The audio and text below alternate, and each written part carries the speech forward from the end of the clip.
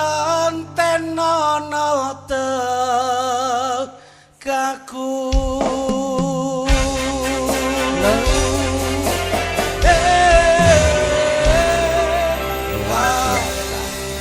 ketok nek panjenengan kuwi pelawak utawa komedian sing jenius.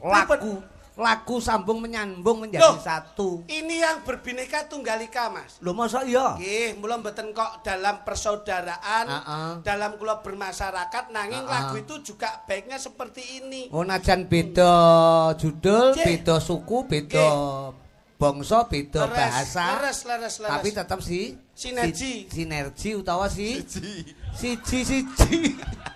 Kok iso sinergi berkesinambungan to maksudmu? Nggih, sinergi itu ngeten iki pandingipun kados perangkat lan para pejabat. Pak Lurah, Pak Katiran, Pak Katiran. Nggih. Wah, Pak Katiran menika niki, Mas. sing kala wingi kepanggih kula nang endi? Ngriku. Ngriku ki pundi? Ngriku endi kaya? Pokoke daerah kene iki lah manggis ngriki lho, Pak. Oh, ngono. Wong duwe gawe manten dan alhamdulillah berkesinambungan ngantos sak menika Mbak Lurah kala wingi dawuh bahwasanya Jo somben bersih desa sampean kudu ning desaku. Nggih, manggis dalange masuk digareng dan alhamdulillah terlaksana pagelaran pada malam hari ini. Amin. Terlaksana acara malam hari ini. Tidak ada dukungan masyarakat penuh dan mutlak. Tidak mungkin terselenggara seperti malam hari ini. Ini jenenge persatuan dan kesatuan, kerjasama yang baik, sinergi interaktif sing apik antarane pucuk pimpinan karo masyarakat. Kula tepuk tangan kagem sumber urip luar biasa. Cobi panjenengan pirsani. Iya lah aku nyawang kelir iki lho. Loh, mboten. Maksud kula oleh mirsani piyai kaya ngeten iki lho, Mas. Lah ngene iki lho. Kula janipun pekewo kok. Coba luar biasa lho Cah Bagus. Coba jajal bengi iki sawangan penontonnya lak rungguh kabeh. Duwone ra mekakat. Diaturi niki umpama sing ngadeg ngarep dhewe mesti ndang dibalangi wong iki. Iya mesti dibandemi tutup aqua kaya. Mulane matur sembah nuwun sumber urip luar biasa. Penontonnya lenggah kabeh, terus kondusif, terus nonton pagelaran. Iki lho sing diarani adiluhung iki ngene iki. Tepuk tangan untuk penonton malam hari ini. Ngene mok doli kayang lho kowe iki jan. Ya ampun ngeten. Mas Gareng. Apa? Mbah Lurah menika. Pak Katiran. Wah, jan kula niku. Jenenge pejabat ora sombong ki ngeten iki. Nah, biasane pejabat iki pengine diwahke terus diwongke. Ning karena pejabat ini dulunya dari rakyat atau masyarakat lalu dilenggahke wonten ing kursi pejabat, lah ini dikembalikan kepada masyarakat. Kula lenggahipun nyisih Mas, mboten kersa wonten ngajeng. Nggih. Sebab napa ini memang untuk warganipun, untuk masyarakatipun. Dadi Lurah padha karo keto dari rakyat oleh untuk rakyat untuk rakyat. Mbah Lurah menika wis tau ngrasani dadi rakyat, tau ngrasani sengsara, tau ngrasani rekoso. Mulane roh rekasane wong sing kaya ngapa dadi beliau itu sakwise dadi pejabat, insyaallah apa nuruti apa sing dadi gawene rakyat. Biyen ki Mbah Lurah ki sopir truk lho, Bos. Mosok sopir truk nanas Mbah Lurah biyen. Layakno kentole gedine Ram. Lha iki jenenge penjara sehat. Kuwi jenenge sehat. Sopir truk nanas akhirnya dadi bos nanas. Alhamdulillah. Nggih to? Nggih. Niki sing diarani gritnya tuh selalu naik. Oh ngono. Wong nek duwe semangat mau oleh sopir dadi bos wis umum. Tapi saya yakin sebelum dadi sopir ki mbiyen kernet. Oh ngono. Kernet, sopir terus bos. Niku perjalanannya meh padha kalih kula. Padha karo kuwi carane likaliku perjalanan menuju tataran yang lebih tinggi, ngono ta? Kula mbiyen niku nggih sopir wedi, Mas. Oh sampean? Kula mbiyen sopir wedi. Wedi. Terus sakniki alhamdulillah rada mundak dadi golek wedi kula. Kuwi ora bar sopir kok terus golek wedi iki lho. Kuwi ora kudune ya pemborong wedi. Ora mundak malah anjlok kuwi. Mergo pas karyawanku prei kabeh dadi kula ngewangi golek. Alah kuwi karirmu terjun payung karirmu kuwi. Kowe iki ngono ki nyuwun sawah. Pak Lurah iki lho, Pak Lurah iki lho. Wong ki nek wis tirakat ngene iki sapa ngerti to sawape mandi ki ora ngerti. Mbak Lurah ngene iki lho. Biyen kepethuk nang kono ngantek saiki ya ora ana bedane. Panggah diwelawu padang pakai ireng Mbak Lurah ki. Kowe tak otak rumah saku. Ireng tapi ireng kesepur, Pak. Wong ngono. Tegese akeh sing ngenteni. Akeh sing ngenteni. Padha-padha kepengin numpak. Padha kepengin numpak. Dadi Mbah Lurah menika dadi pejabat insyaallah madai utawa numpaki aspirasi masyarakat dan kedepannya masyarakat itu akan menjadi masyarakat yang sejahtera. Amin amin. Tenang lho Pak. Terutama coba njajali. Aku ki tau lho, wayangan ya bar penyerahan gunungan kuwi pejabatnya ki mulih. Mulih. Tapi Pak Lurah ki lho. Pak tukaran ki aja padane karo kalian. Pak contongmu lho. Pak Katiran. Asmane Pak Kitiran. Lah kok jenenge Pak Katiran kok tukaran ki lho. Pak Katiran. Tukaran ki lek awake dhewe ning sosmed. Pak Katiran ki ora betak-betake. Heeh. Pejabat ki ora kudu dinak-nakne. Nah, Lho, ngarepe telo karo kacange kersa. kuwi yo enek pralampita lho. Ora, mergo enek yo mek.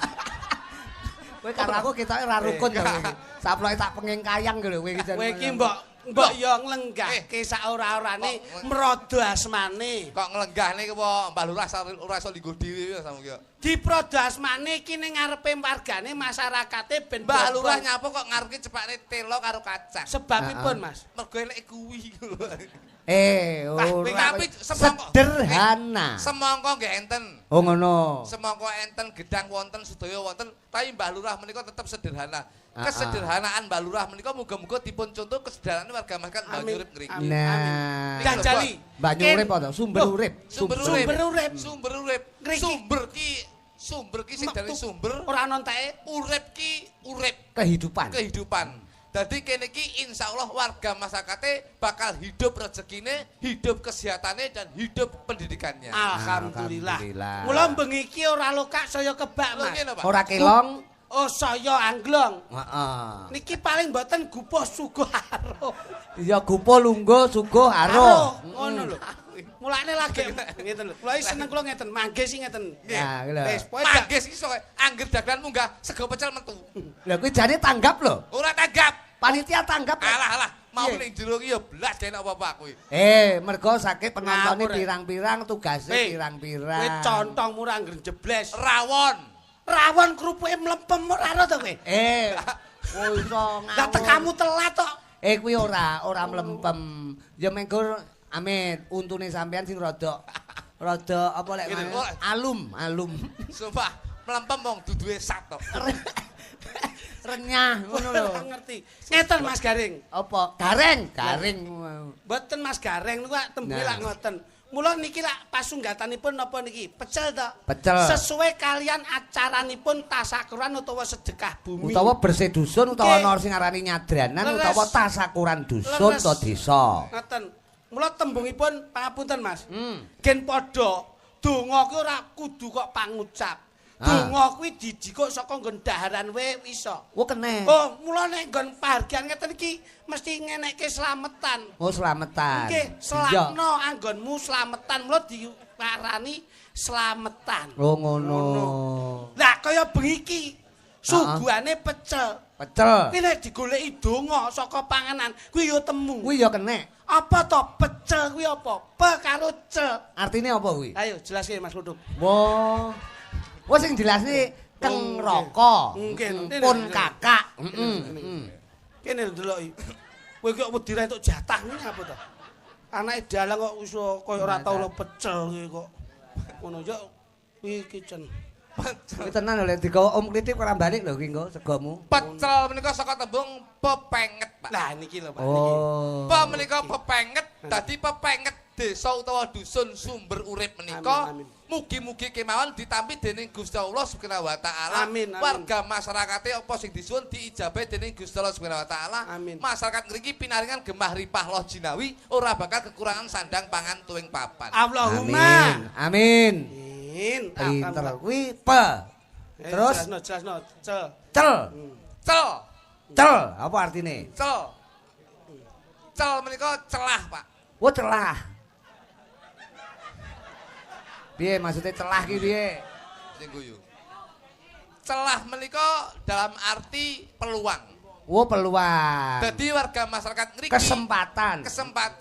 Dadi warga masyarakat niki dimanapun ada kesempatan, beliau selalu melaksanakan dan berusaha agar kesempatan itu tidak datang kedua kalinya. Selalu berusaha agar kesempatan itu didapat dengan baik. Oh, digunakan dengan sebaik-baiknya. Mulane warga masyarakat niki sedaya makmur sedayanipun. Iki sing diarani gemi, nastiti lan setiti. Setiti. Ah pecel menika ngagem kulupan to, Mas? Oh, kulup. Kulupanipun wonten Heeh.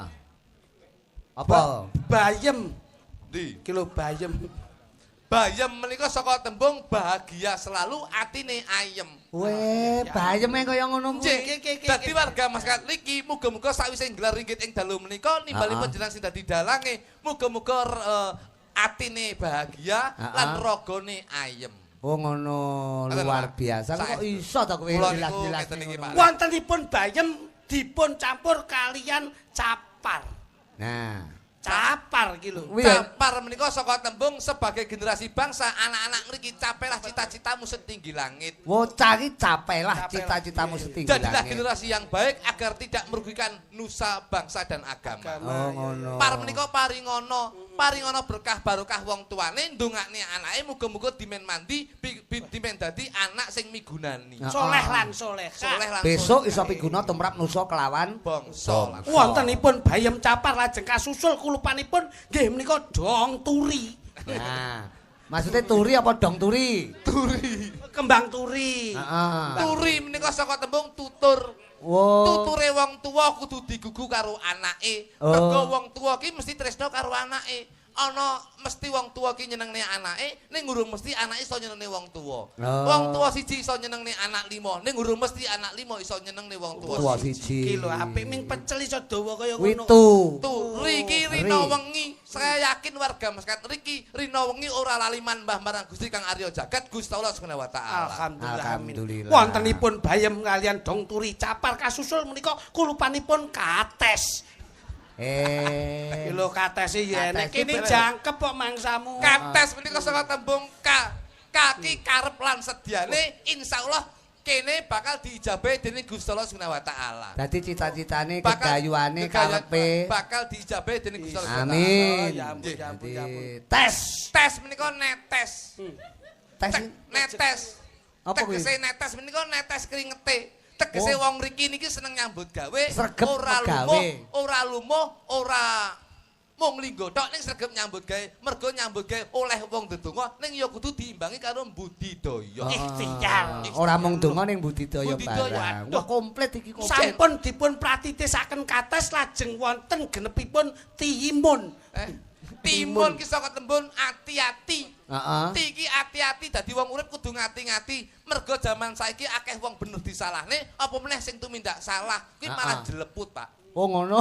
Mun ki ngalamun. Heeh. Wong dadi wong urip ki aja ngalamun, tinimbang ngalamun awake dhewe tetep kudu silaturahmi karo tangga teparone ben awake dhewe tegese nyedhekne silaturahmi bakal padha nyedheki rezeki. Oh ngono. Wontenipun timun kasusul wujudipun apa ki jenenge?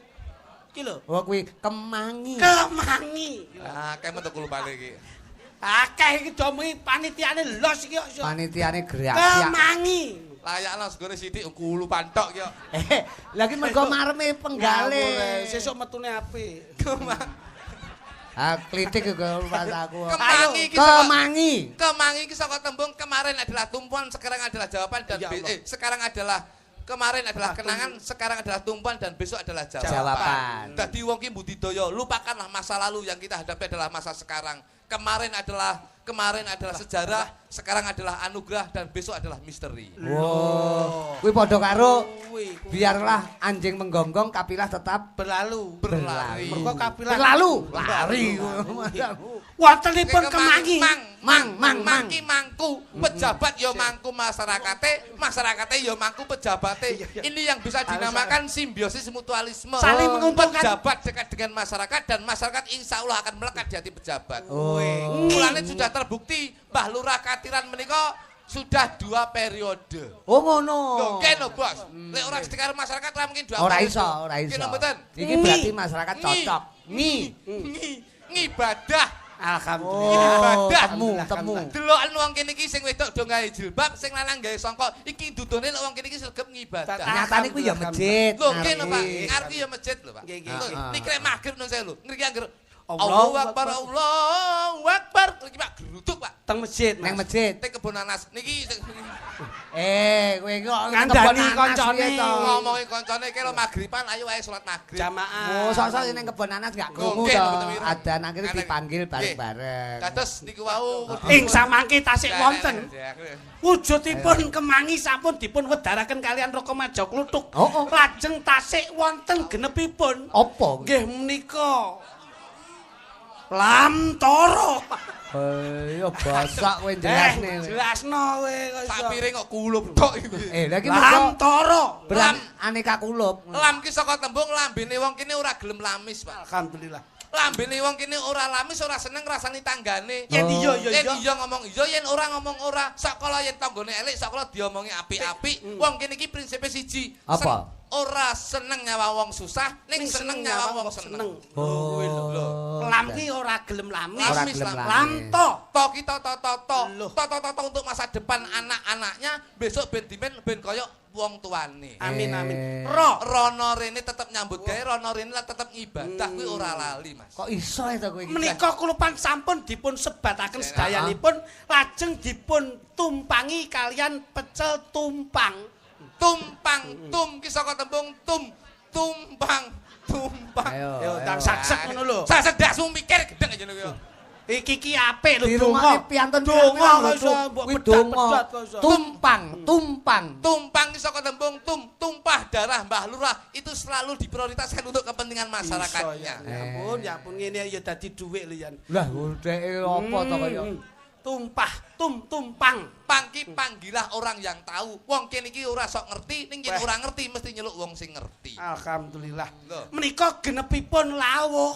Wujudipun tahu. Tahu iki wong kene iki tatak, huki hubungan. Dadi tatak anggone nyambut gawe, hubungan silaturahmi ora bakal pedhot. Weh. Wontenipun tahu lajeng wonten lento. Kok nek lentone barang to? Iki lho. Oh ya tumpang, Ding, tumpang. Domenek lentone ora percaya. Kowe karo panganan kok apal. Alah mumpung ra bayar kok kowe. Lento. Ayo. Kowe kudu iso lho, Truk.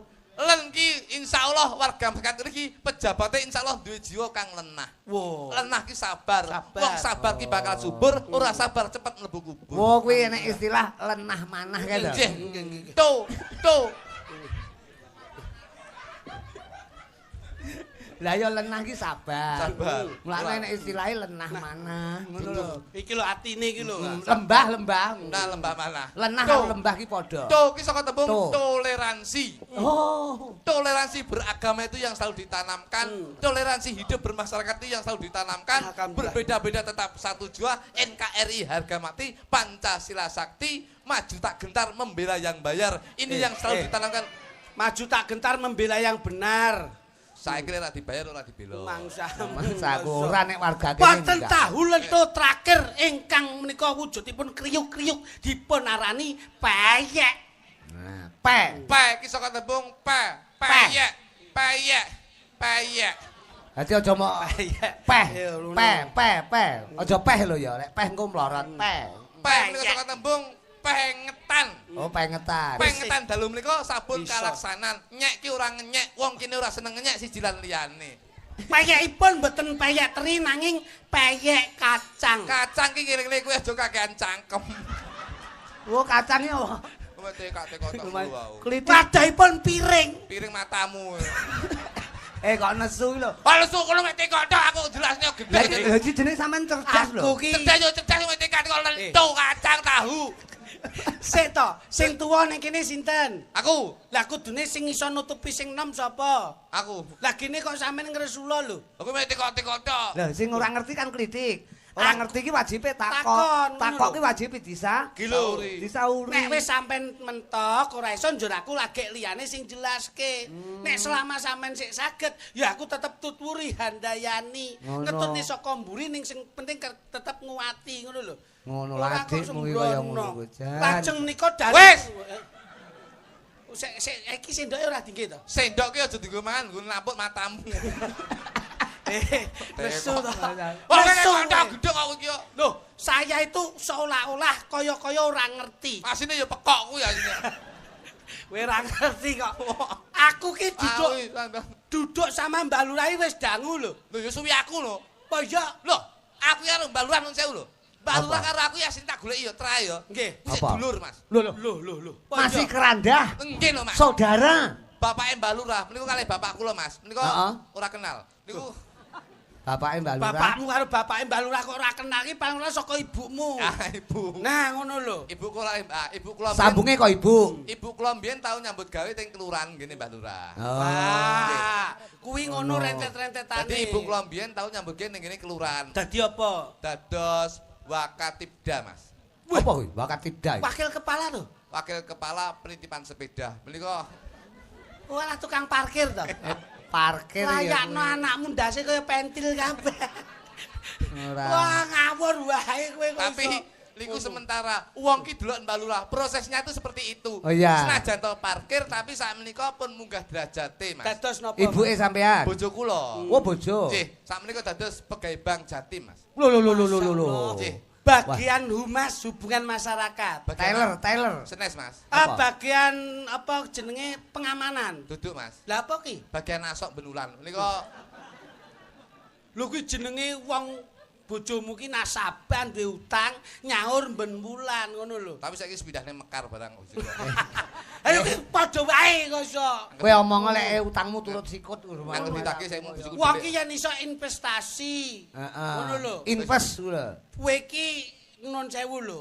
Aja nganti entukmu sak dunah njur guwakmu kuwi sak tampah.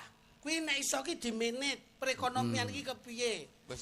Ngono lho. Diri-tirit. Diri-tirit. Diecer-ecer supaya cukup. Kowe nek masak ngono kae nek masak. Omah, Mas. Kula invest kula omah, Mas. Lho, omah. Alhamdulillah kula niku sakwise tanggapan terus ngeten iki kula invest kula omah. Lah ngono. Saiki piye Omah prosesnya? kula loro sakniki, Mas. Lho. Gone ning ndi? Ya ning omah. Lho, daerah ndi? Ya dadi sisi karo omahku. Lho, Piye kuwi? oh sandinge mbok bangun ngono. Heeh, loro. Oh. Tingkat. Ya biasa standar cilik ngono. Lho, Oh, jejer. omah loro ki piye? Lah kuwi omah apa kuwi? Omah dolar, omah jangkrik kuwi. Oh, lah iki mbleset neh iki. Kok omah doro karo omah Maksudnya ki jangkrik investasi, dadi memanage perekonomian, ngono lho. Tambahno sitok. Di menit gundulmu aku iki mangane bingung. Anu tuk. Kowe kan plutuk. Omah apa ki mau? Madura omah jangkrik. Tambahno sitok. Napa, Mas? Omah tawon. Ben ngentup kowe iku lho, Mas aku jak omong-omong. Kowe ora ngerti tawon iki nek ngentup tupe keri kok. Lah kan tau ngentup kan lho. Tawon iki nek Apa, ngentup ntupe keri. Kowe roh kewan. Ngertos. Apa? Kowe roh kewan. Ngerti? Kewan, roh kewan kowe. Ngerti? Kewan apa sing betas lulup? Wah.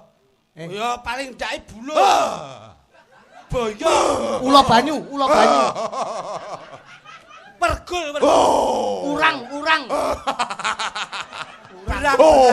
Kecotongmu. Ngomong rong tutuk. Kleru. Kewan apa sing betas lulup? Apa kuwi? Kewan manuke wong golek wedi. Oh iya. Kok betas lulup piye to, Mas? Manuke wong golek wedi lho. Isuk sulup ngantek awan dul ngono langsung. Wis suwi lho. Kuwi ora mungkin lho wong golek wedi terus manuke dicantolne pager lho ora mungkin. Aku roh kuwi. Betas lulup. Oh, pinter. Pinter tenan. Tak takoni. Heeh. Kowe roh kewan ta? Roh, Iki mbleset saithik. Roh kewan. kira. Kewan apa sing maune lak mesti cilik terus gedhi ta iki? Iya. Lah iki didelok saka gedhi njur iso dadi cilik apa? Macan, Ah, macane cilik terus gedhe. gajah, Gajahi wit sapa bae dadi gedhe. unta, Untae cilik ya gedhe. Tapir. tapir, Ah, kleru no. orong-orong, Kliru. jangkrik, Ah, ra iso. Rayap. ciri-menji. Ora iso. Coro. Lah. Manuk apa sing maune gedhi dadi cilik?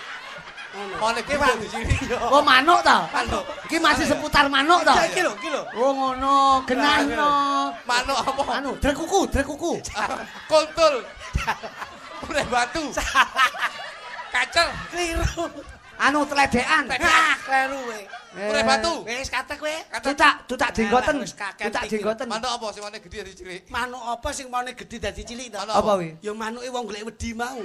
Lah kok iso? Ha maune kon dhuwur gedhe njur dikungkum cilik kok. Manuk apa sing pucet?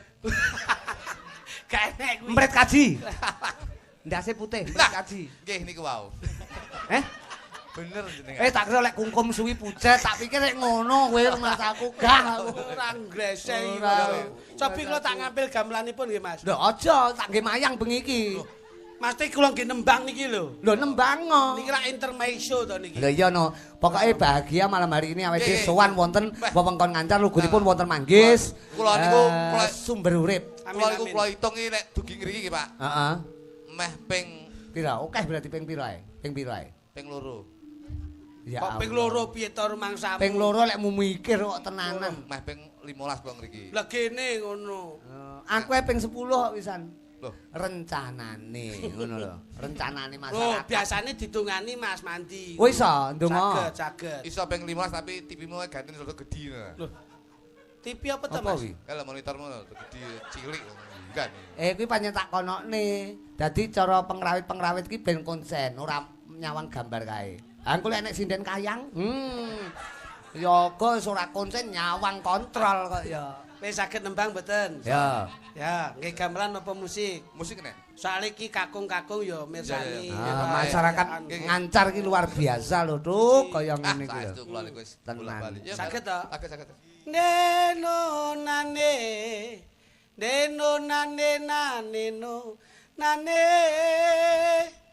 Neno nane. Neno nane no neno nane. Kuwi apa judulnya permen berarti? Nano. Kita ambil nadamu ki lho kok iso. Ambil nada. Nah. Coba saged. Iso. Saged mboten? Insyaallah. Jangan maju. Jangan angel aku umet. Aku wis kesel pokon mikir terus aku. Nyang apa to ora apa-apa. Pulang dino nyambutke pokon mikir kowe iki penang-nang ngene aku wis kesel aku. Lho ning aku ki lak penanggung jawab to. Tanggung jawab tapi aku yo mikir kowe iki penang ngarep tok aku mikir bendino ben bengi. Wong nyambut gawe ki yo nggih pikiran. Kate keluarga aku ora tak pikir kon pokon mikir kabudayaanmu. Yo ning paling ora lak donga ki penting. Dongane apa dongane keluarga kowe ora mandyo dongane wong aku. Ora kok perkara dongane keluargamu ning paling ora lak yo ngerti apa sing mbok gawa. Gawa apa ngene iki ra gawa apa-apa kok ngene iki masamu. Ora gawa apa-apa ning lak ngrasake. Rasane apa sampel dasmu Mbak. Ora. Aduh ki apa to kok. Malah grayah-grayah. Ketok enak ya. Jo. Ngono ae yo jajal iki. Kangen aku. Saged to? Iso. Nah. Pak punten nggih Mas Gareng. Nggih. Tenan lho. Iso. Iku kenyih apa to? Ya kenyih apa to? Sing kenyih ki kowe iki lho. Nadane iki tak goleki. Ora. Mas sama budek sama aku. Ya ning paling ora lak ya aku iki melu nuntun sampeyan to. Nuntun Mas aku setruk. Wong sampean rene sih. Ora Mas aku.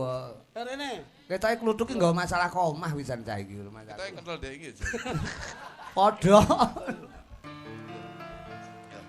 Bapak Katiran dilenggahke minangka lurah. Bapak Katiran beliaunya lurah sing genah. Dalam menjabat insya Allah pasti terarah. Karena beliau memimpinnya dengan amanah. Apik. Iso lho. Iso ngono kok nesu terus lho kowe iki. Di desa sumber urip. Dusun sumber urip. Dusun sumber urip. Masyarakat dijamin tertib. Mikir nih. Tertib. Mikir iki. Kowe iki jangkrik kok ngerik kok ngono. Ayo. Dusun sumber urip, masyarakat dijamin tertib.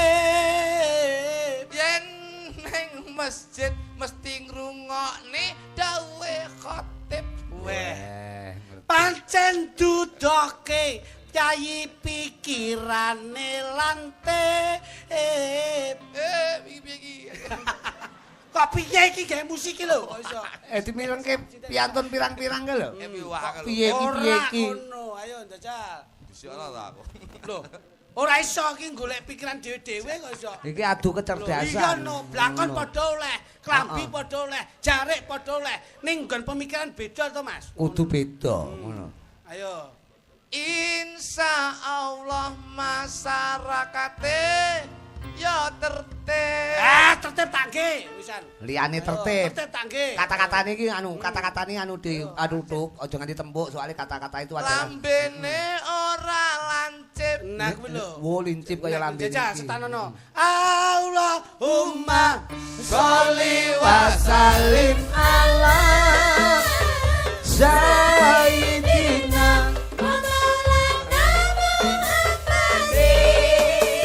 Adam tamam ilmilahi sholatan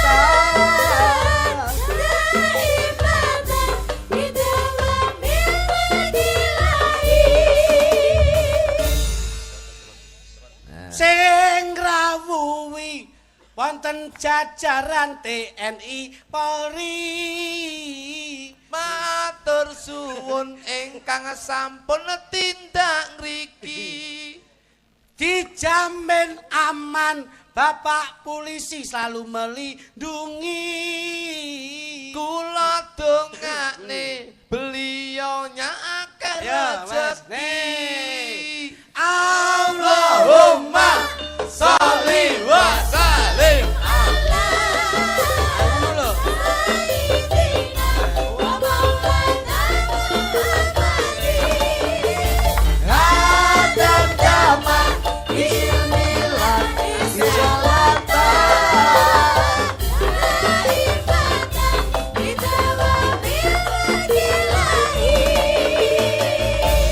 sing teko ana sing enom ana sing tuwa enom lan tuwa tak dongakne kabeh panjang yuswa ora lali bengi iki nderek ndedonga mugi sedaya benjang dados ahli suwarga amin ora lali sing dodol kabeh melu ditukoni tak dongakne sing dodol kabeh yo akeh bati insya Allah akeh bati ra lali ngaji yen duit wis klumpuk tak dongakne iso munggah kasih yo Allahumma sholli wa sallim manggis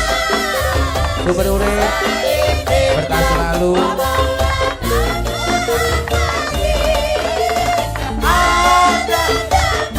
Bismillah sholatan wa imatan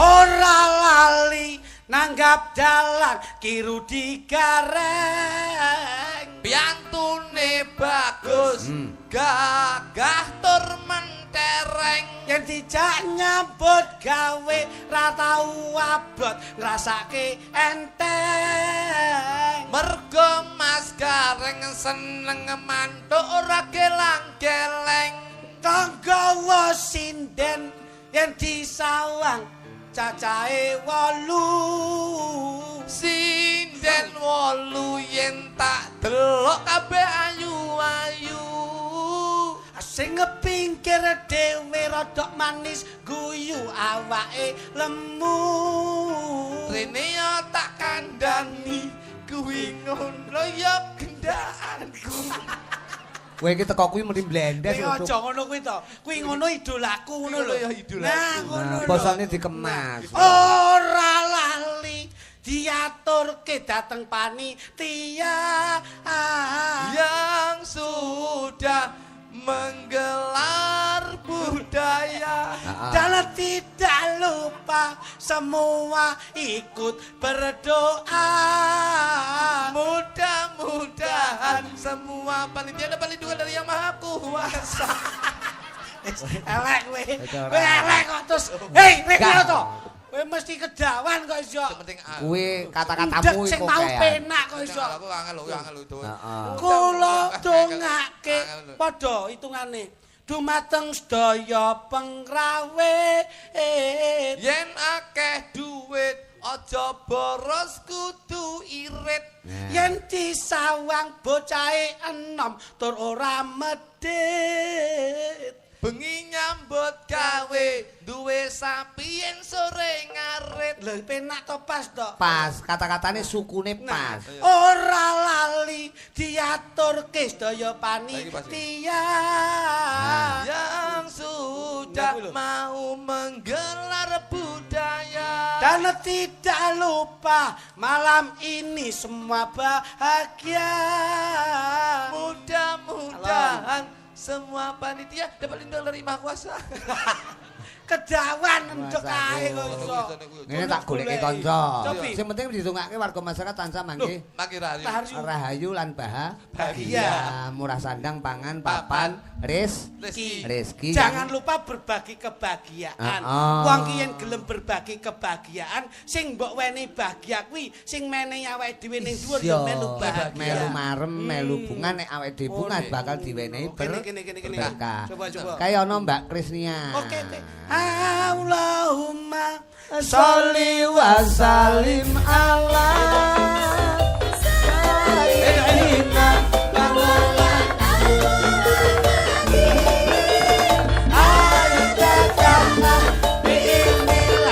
Ini tak goleke kanca ben adil.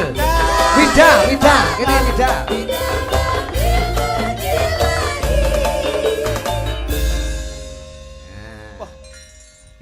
Karo Wida iki padha iki. Oke.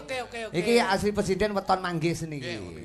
Wida iki. Lah nek iki manggis kuwi iki nyapa to rono lho kok iso. Rene iki ngopo? Iki nyapa to, Duk? Kulo kali niki ta. Lah iki karo kali. Lah sing ngongkon milih iki sapa?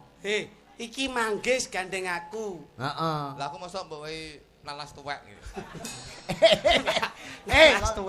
Nanas tuwek dijus enak ngawur. Nanas tuwek, nanas bongkor ngono rumah samu kaya. Dadak mikir ora.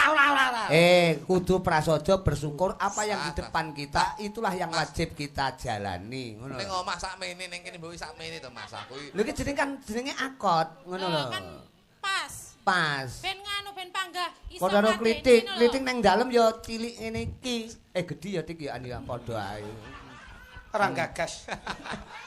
Anu Mas sitok cilik sitok gedhi. Oh ngono. Berarti lek mlaku jonjing. Sitok cilik sitok gedhi. Iki jenenge Wida utawa sapa? Wiwi. Wong ki nek gelem guyokne kancane dhewe. Heeh. Kuwi padha karo wong nyenengke karo sing Gusti sing mari awake dhewe. Gusti Allah. Mula diseneng. Wis terus rono lek ngguyu kancamu. Ikhlas aku ikhlas. Ngono ayo. Nyapa to? Kluthuk kok sajake enggak berkenan ki nyapa to, Duk? Loh, kowe lak wis tak kandhani to. Tersenyumlah kepada siapa aja, kalau senyum itu adalah ibadah. Ning guyu tok ora sedekah, wis sedekah esem kuwi lho. Gusti Allah wis seneng. Iya kuwi kegolong ibadah. Ibadah. Dadi nek petuk wong mesem. Heeh, petuk jaran yo. Malih ngono. Lah iki lho lanangane jaran wis metu aku. Rene tak selentrak kaya. Ha iki. Sing cerita gak kok Sabang Tingi ta? Kae barongse yo. Ayo Nduk ya, karo aku Nduk. Iki Pakde iki seneng budaya lho Nduk. Kowe besok nek ndek bojo aja mbok sia-sia. So yen sepuh yo ngene iki. Saiki enom mbok uja, mbok perhatekke nek wis sepuh yo kudu diperhatekke. Kudu tansah dijaga ya. Iya no. Sampeyan yo ngono. Piye Kang Mas? Sebenarnya sampeyan wis tuwek. Aku tak rabine ya. Rasane kok golek kesempatan. Aja. Nyapa? Menyakitkan. Ora lek jenak rumah saku. Jenak ae karek sing nikmati to.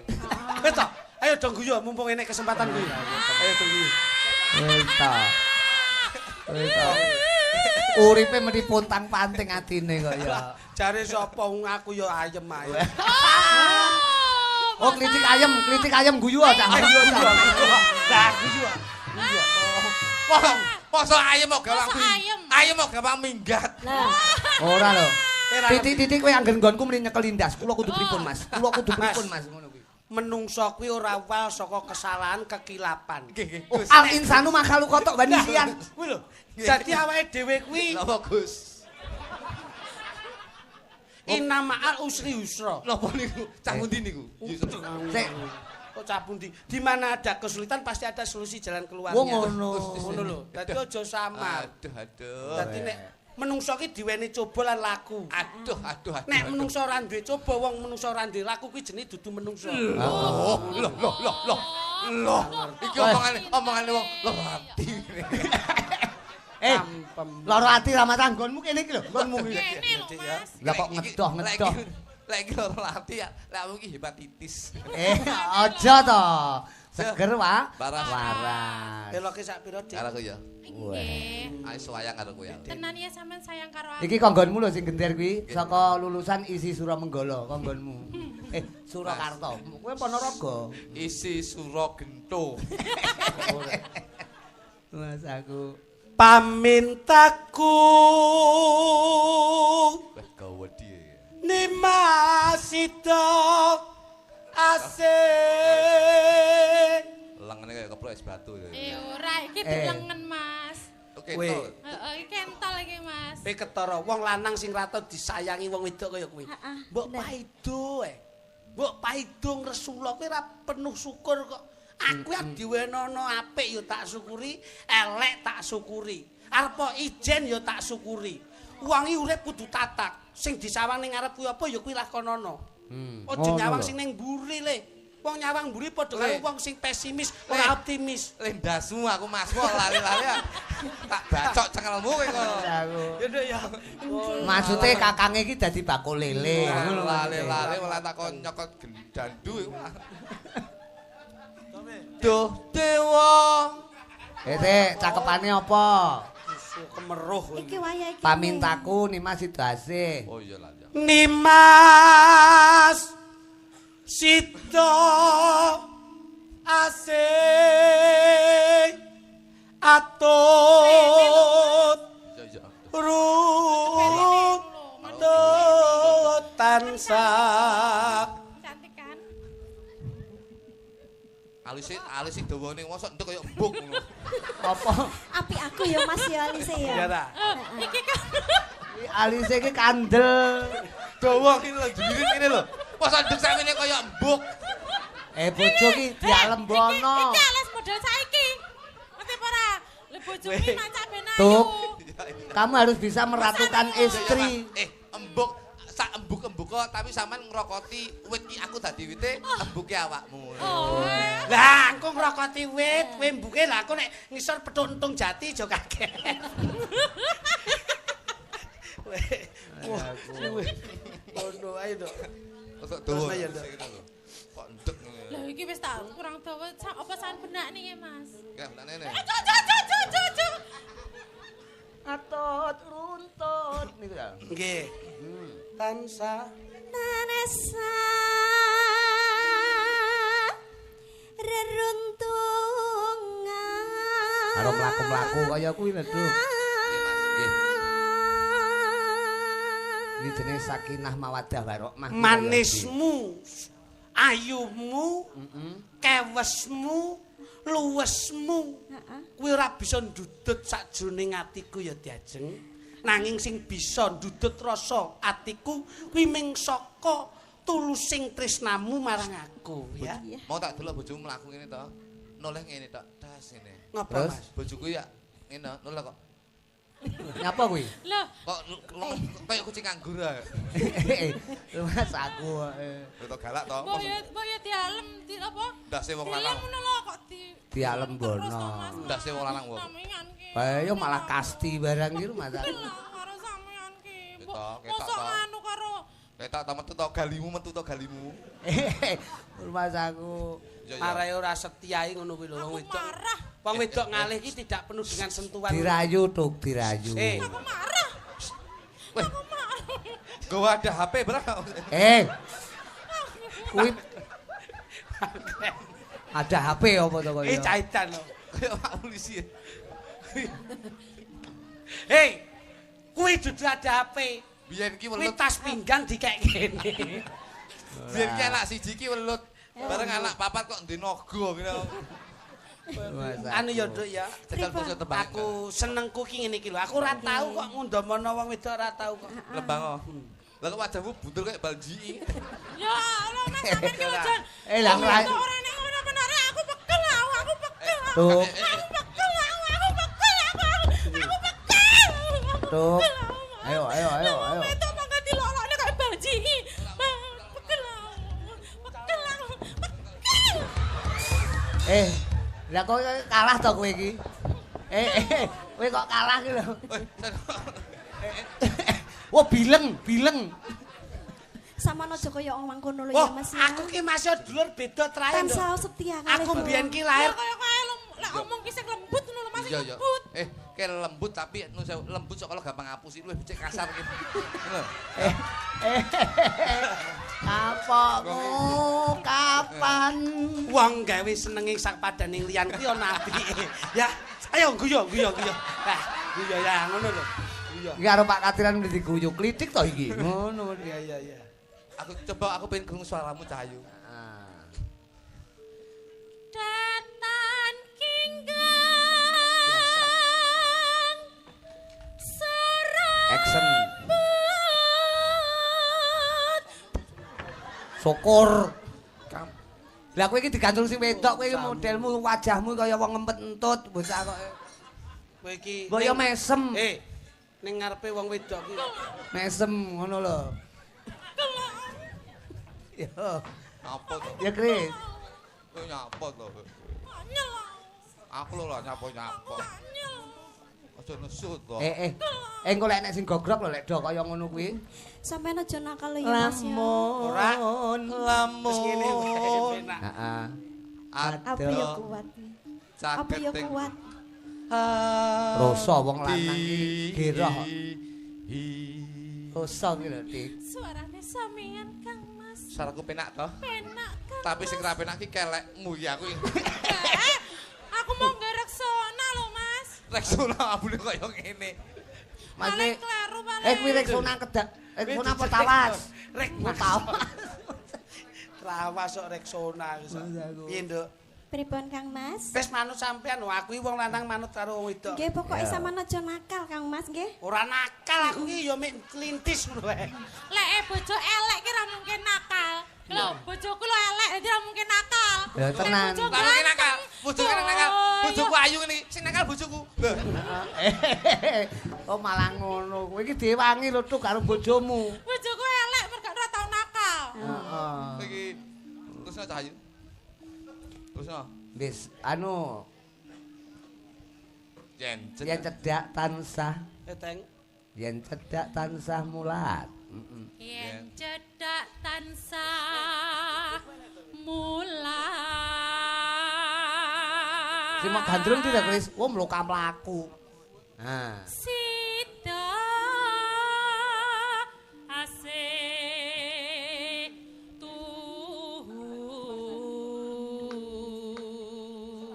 Jan wong loro iki kaya pasangan lawas ngono wong loro iki. Pindo mimi lan mie goreng. Mintuno. Ya, kita pangan. Mintuno. Mintuno. Teng. Teng. Hayo bareng Kang Mas hanetepi wajib. Kowe iki ben bojomu seneng madhep rene lho. Madhep rene. Bojomu ben seneng. Nah wis ngono lak seneng bojomu. Nah, jarimu jarimu elek to Mbak Yu. Nah, awet iku. Wis. Kuwi jeneng untu miji petel iki ngono. Tapi lek mencium Cium. Nyang apa kuwi? Panas ya kastol ya. Loh, nyapa mbok balekne neh. Nglokop kulit. Kowe iki tak gekne entit kok iso. Nglokop. Ora nek lem tak wealtiko, Mas. Tekan ndi iki mau? Indomie Milan Mintuno. Won tek-tekan. Ya. Kene nduk. Nah, musuh balawan. Nyapa tok guyu kekel. Wo watuk.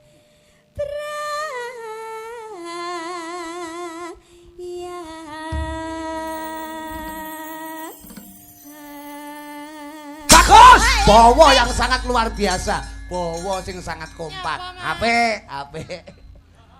Nyapa to, Duk? nyapa to Mas? Kayak Alteko ya. Ora apa-apa ya, kuwi jenenge totalitas kerja. Sesuk nyambut gawe apa tuh Mas sesuk dagelan terus cangkeme nglokop.